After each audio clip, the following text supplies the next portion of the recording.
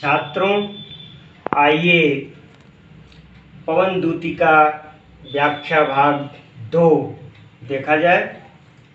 आइए सबसे पहले पाठ करते हैं।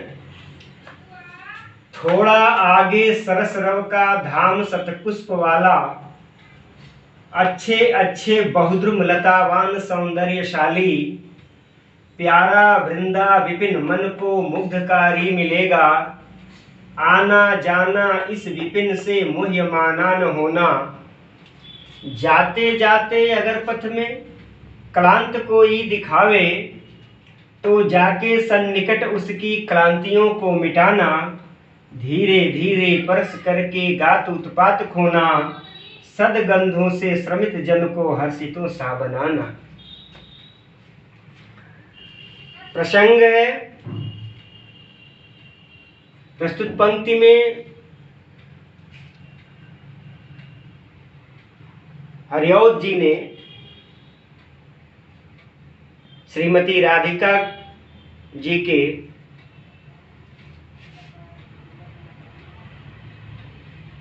लोक नायिका रूप को चित्रित किया गया है। आइए देखिए, थोड़ा आगे सरस रव, सरस रव, सरस का अर्थात मधुर, रव अर्थात स्वर, शतपुष्प वाला, शतपुष्प सुंदर पुष्पों वाला, सुंदर फूलों वाला धाम स्थान, अच्छे अच्छे बहुत सारे द्रुम वृक्ष, लतावान, कैसे वृक्ष है तो लतावान वृक्ष है, सौंदर्यशाली, सौंदर्य से भरपूर, प्यारा वृंदा विपिन, वृंदा विपिन अर्थात वृंदावन, मन को मुग्धकारी, मुग्धकारी मन को मोहित करने वाला। आना जाना इस विपिन, विपिन मने वन, मुह्यमाना मोहित होना। जाते जाते अगर पथ में क्लांत, क्लांत का अर्थ होता है थका हुआ, दुखी। जाके सन्निकट, सन्निकट माने नजदीक, क्लांतियों को, थकान को, कष्ट को धीरे धीरे परस स्पर्श करके, गात शरीर को, उत्पात तपन गर्मी को, सदगंधों सुंदर सुगंध से श्रमित जन, श्रमित जन माने श्रम किया हुआ, मेहनत किए हुए व्यक्ति को हर्षितों सा बनाना, हर्षितों प्रसन्नचित्त बना देना। आइए व्याख्या देखते हैं। श्रीमती राधिका पवन से कहती हैं कि हे पवन, थोड़ा और आगे जाओगी तो मधुर स्वर से युक्त, सुंदर पुष्पों से भरा हुआ, सौंदर्यवान, लतावान ढेर सारे वृक्ष से ढके हुए, मन को मुग्ध करने वाला वृंदावन, प्यारा वृंदावन तुझे मिलेगा। हे पवन, तुम इस वृंदावन के रास्ते से जाना, वृंदावन का भ्रमण करना, लेकिन इस वृंदावन पर तुम मुग्ध मत होना, मोहित मत हो जाना। आगे कहती हैं कि हे पवन, जाते समय अगर रास्ते में कोई थका हुआ दिखाई दे, तो उसके नजदीक जाकर के उसकी सारी थकान को मिटा देना, दूर कर देना। और हे पवन,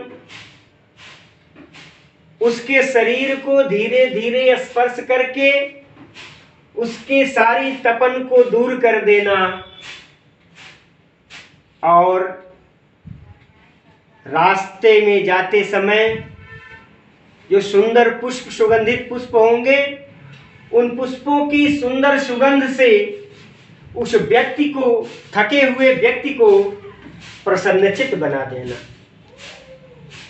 आइए इसमें काव्य सौंदर्य देखें तो भाषा वही खड़ी बोली, अलंकार उपमा, मानवीकरण, रस शांत रस है, छंद मंदाक्रांता, गुण प्रसाद और शब्द शक्ति लक्षणा।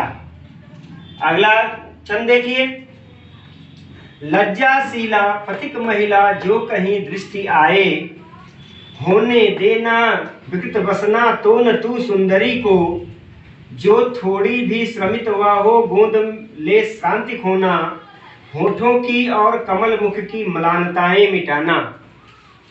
कोई क्लांता कृषक ललना खेत में जो दिखावे, धीरे धीरे परस उसकी क्लांतियों को मिटाना, जाता कोई जलद यदि हो व्योम में तो उसे ला, छाया द्वारा सुखित करना तप्त भूतांगना को। श्रीमती राधिका पवन को यह संदेश देते हुए बताती हैं कि रास्ते में अगर कोई लज्जाशील महिला दृष्टि आ जाए, कोई कृषक पुत्री दिखाई दे जावे, तो उनकी थकान को दूर कर देना, उनके वस्त्रों को तुम तितर बितर न होने देना। आइए, लज्जाशीला,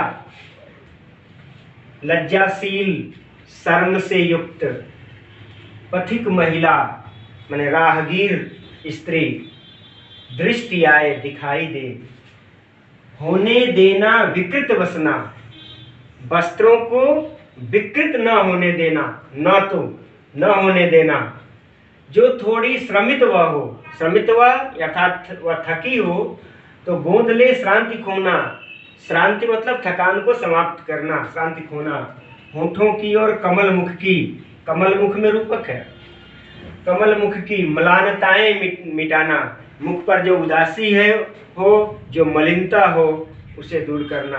कोई क्लांता कृषक ललना, कोई थकी हुई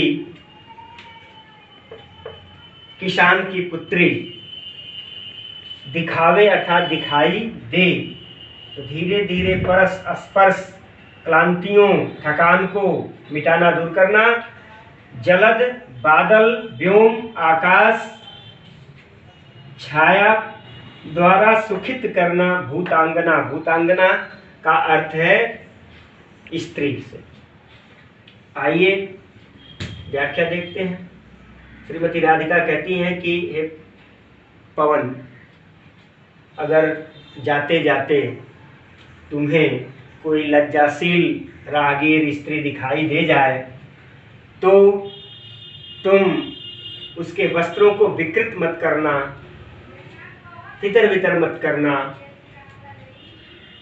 जो अगर वह थकी हुई लगे तो अपने गोद में लेकर उसकी थकान को दूर करना, उसके होठों और उसके कमल मुख की मलिनता को भी समाप्त कर देना, उसकी उदासी को दूर कर देना। आगे कहती हैं कि हे पवन, अगर खेत में कोई कृषक की पुत्री दिखाई दे जाए तो धीरे धीरे अपने स्पर्श से उसके थकान को दूर करना, और आकाश में अगर कोई बादल का टुकड़ा जा रहा हो तो उसे ला करके उस कृषक पुत्री की को छाया प्रदान करना, और उसकी छाया द्वारा तुम उस गर्मी से तप्त स्त्री को आनंदित करना, सुख प्रदान करना। आइए काव्य सौंदर्य देखते हैं। भाषा वही खड़ी बोली, अलंकार मानवीकरण है, छंद मंदाक्रांता, गुण प्रसाद गुण, शब्द शक्ति लक्षणा है।